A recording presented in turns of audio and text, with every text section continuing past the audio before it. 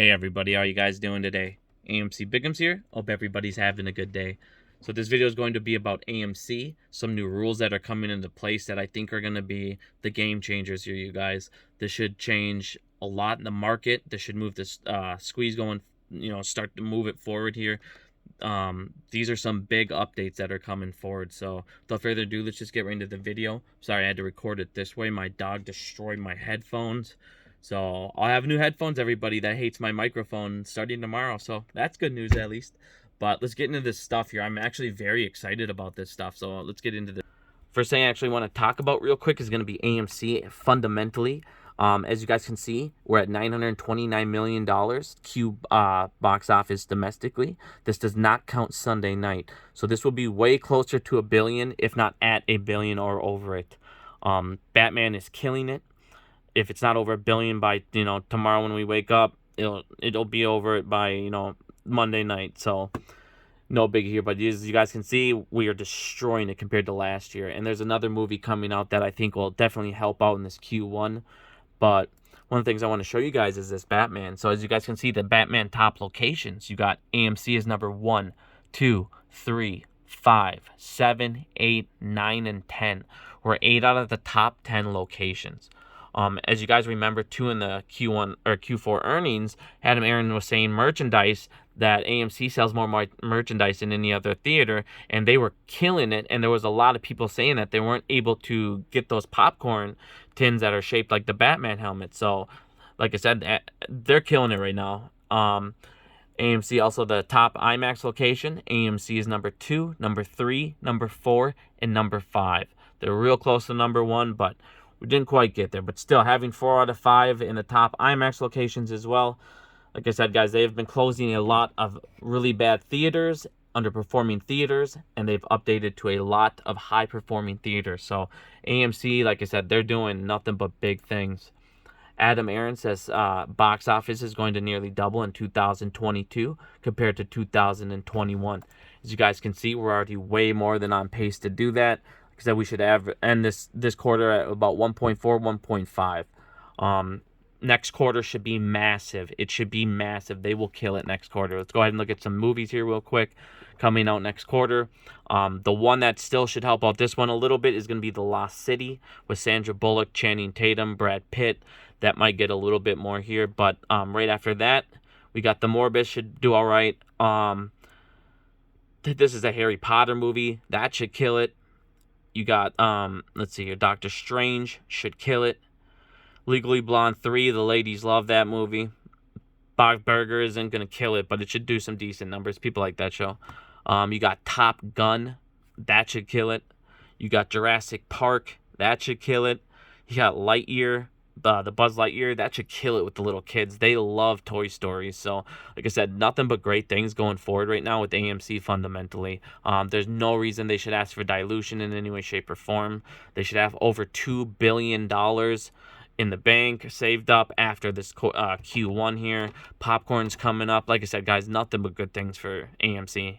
The stock should be trading way higher than it is right now, just off fundamentals alone. So without let's get right into some other things here real quick. So the CAT system will be up and fully operational July 11th. This should be massive. The SEC has been working with 25-year-old outdated information, and at this point, this will now start to add receipts. There will be broker IDs, customer IDs, which will be our IDs. There'll also be EIN numbers, company ID, so they'll be able to track everything, receipts, and who's doing it. That is massive information. Massive information. Like I said, you can see the testing server for them goes up on 4/25. After that, they need to have the registration and onboarding, everything tested out, no errors. They need to be fully ready to go by 06/20 and 07/11 up and going. So like I said, the CAT system, that will be massive for us. I'm excited, insanely excited. This was the one update the whole time since I've made any CAT date system video. I've wanted this one the most. Like I said, having receipts is huge. The SEC can now have, like I said, receipts on who to punish. On top of that, let's go back into some CAT things here going on. There's a huge ruling that we need to talk about. So it's 30 days right now for the comment period. It ends on April 26th.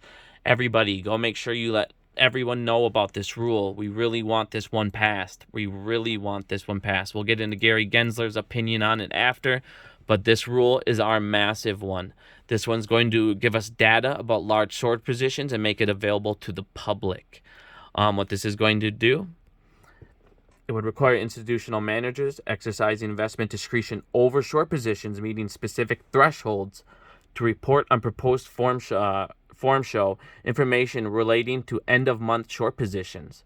So we'll be able to see that, you guys. And as you guys can see, this will supplement short data that is currently public available. So we're going to have short data, so much more visibility to the short data. It's also going to talk about longs. It'll affect, if they're long, short exempt, we're going to see all this stuff. And it's going to make sure that this are being treated, correctly, being marked correctly. If they're short exempt, it better be short exempt.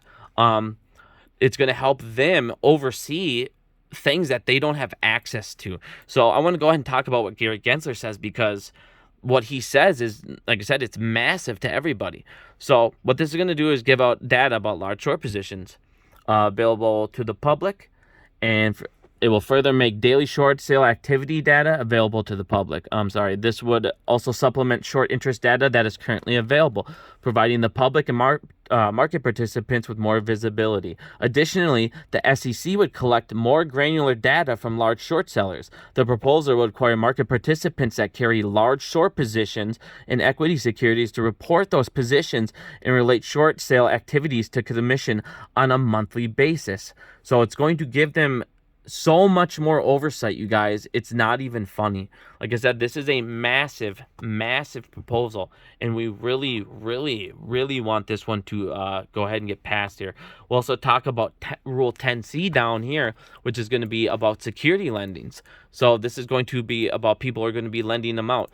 It's going to terms of security lending transactions from FINRA down to 15 minutes after a loan is affected or modified.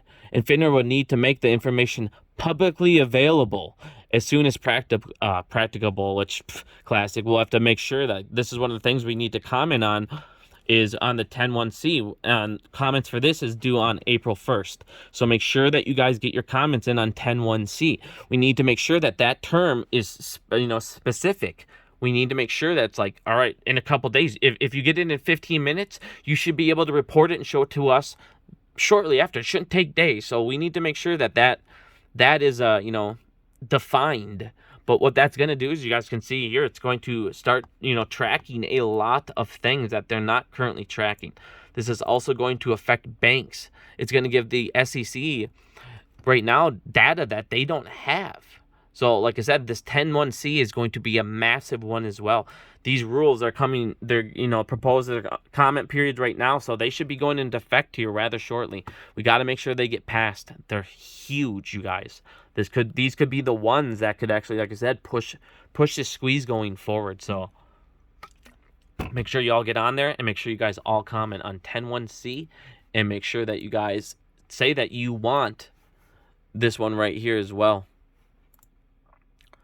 Let's see here. So another thing I want to talk about here real quick, because what this stuff is going to do. So those two rules, you guys remember I talked about with this rule here as well coming up. ISDA still the head of the snake, you guys, but they know that this is the problem.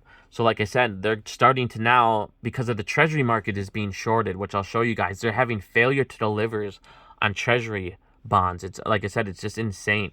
But they're finally starting to have a central clearing on ISDA. And ISDA is the main problem. Like I said, ISDA is where the banks and the market makers do everything. ISDA affects everything in the market, but nothing else in the market can affect ISDA other than them, a market maker or a broker defaulting on their on their company, defaulting in their ISDA contracts. So, like I said, but that only affects them. But ISDA is where they do everything. When the market makers run out of problems, or when the market makers run out of equity or shares, this is who they go to, and it's all by the DTTC. Remember how they seem to come up? Banks said there's still the problem of all of this. A couple things I want to talk about here real quick. So Susan Trembath, PhD. If you guys don't follow her on Twitter, make sure you do. She gives a lot of useful information. But she talks about mortgage-backed securities here, and you guys can see how they're failing, completely going up. One of the things, you guys, I showed you about a while ago, because this is what I'm saying, you guys. I want you guys to understand how fragile the U.S. economy is, how over-leveraged this all is, how close we are to literally just collapsing. In 2006, the Fed owned 0 mortgages. Now the Fed holds about $2.6 trillion in mortgage-backed securities on its balance sheet. Well, we just looked at mortgage-backed securities and all the problems they're having. Well, if you look down here, he was talking about, further behind the curve, the Feds get longer and it holds rates to 0, the harder it is for an average American to compete on the housing and mortgage rate skyrocket. Sometime soon, the bubble will pop. The PE firms like BlackRock and Blackstone will start dumping properties or let them sit vacant and take the book loss after squeezing yields after massive bonuses. Like I said, you guys, they're literally just shorting, squeezing everything. The Fed balance sheet is an all-time record high, you guys. Like I said, this stuff, they're failing on U.S. Treasury bonds. Like I said, this isn't sustainable here, you guys. It's the same thing. You now are going to have your housing market crash. Just like in 2008, they're still doing the tranches. They're still doing synthetic CDOs. But they just renamed them now to what? Naked credit default swaps. Well, they use those now in the stock market. Just like with the tranches, you have the DTCC, who has the real shares. ISDA, like I showed you before, they can create the synthetic shares because guess who they are? The DTCC. Well, they can also make synthetic theirs with the CNS program. Guess who runs that? The DTCC. Well, each one of these, tranches below, which would have been your old AAA, your old triple B, awful tranches in your mortgage-backed securities. Well, those are retail number one getting a share. Well, he uses a stock borrow program. It goes down to him. Well, he uses a stock borrow program. Well, it goes down to him, and so on. So you guys can see it's getting watered down. Then you add synthetic shares. Now you guys can see this. The stock market is synthetic down or completely destroyed. Where is this all being done in? The derivatives market. The derivatives market. There's $650 trillion in the derivatives market.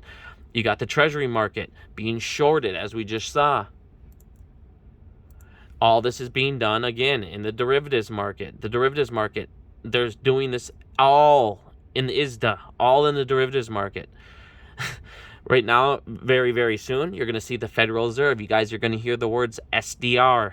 They're going to start saying that they need to start having SDRs in the reserve. And they already put up a post that I put up earlier on Twitter that they're going to start accepting a second currency inside of the reserve. Well, I'm telling you, it's going to be these SDRs. I'll put a video out on them next. But this is all problem is securitization. And that's when they repackage and they repackage everything. Like I said, they repackage debt and then give it out like it's crazy because, the bank and all these other people aren't going to give it out. They're going to give it out to retail. They're going to resell bad securities left and right. Like I said, you guys, they're going to create the tranches just like back in the day. You guys can look down. There's a whole bunch of stuff. I'll put this on the bottom, but you guys can see there's a whole bunch of examples that they're still doing this all over the place, you guys. Like I said, the United States will collapse. There needs to be a great reset. But like I said, guys, AMC's killing it. The shorts are going to have to cover. Eventually, what's going to happen is you guys can see these bonds are failing everywhere. These banks they're dying off. What's going to end up happening here that's going to cause the squeeze when all these rules start coming into place as well is they have ISDA here. These ISDA guys are going to have to come down, and they're going to have to take all this money from these market makers and these hedge funds that have been borrowing on these ISDA contracts. They're going to have to come collecting. And that is what's going to make these guys go down as well. That's what's going to cause the squeezes once these ISDA contracts need to be collected. Well, like I said, once they're no longer able to govern in their own self with these new rules coming up that we see over here, and they're going to be essentially cleared, like I said, you guys, everything's coming to a crashing halt. Regulation's going to finally have eyes in so many places that was causing so many problems that they didn't have before. Thank you for listening, guys. I hope you all have a good day. I'll have another video tomorrow on SDRs. I didn't want to add that because this video is already long enough. But thank you guys for listening. Have a good day.